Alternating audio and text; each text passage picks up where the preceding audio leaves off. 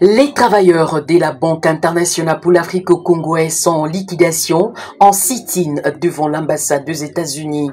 À travers ce mouvement, ils attendent attirer l'attention du pays de l'oncle Sam sur le blocage que constituerait le traité bilatéral du 3 août 1984 sur la protection réciproque des investissements entre les États d'Amérique et la RDC, mettant en péril les droits contractuels des créanciers de la BIAC SA en liquidation. À en croire le gouvernement congolais. Cette opinion se fonde sur une allégation de détention par les actionnaires de la BIAC de la nationalité américaine.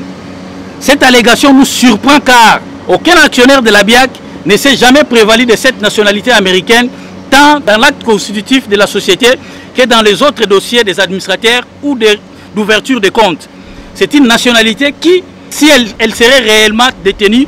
qui avait été dissimulée pour des raisons inconnues et dont la révélation tardive dans ces contentieux qui opposent la Banque centrale du Congo et les actionnaires qui en sont détenteurs supposés ne devrait être brandie à ce stade ni nous faire souffrir.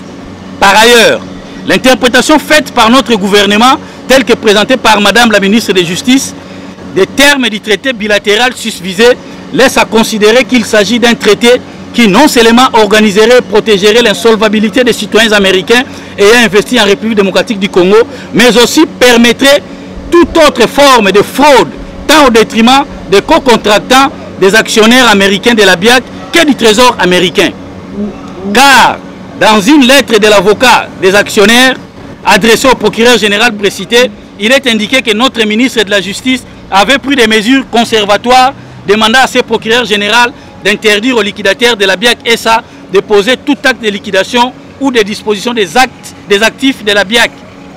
ce qui empêche le paiement des non-salaires et des comptes finaux. Dans sa lettre adressée au mois d'août dernier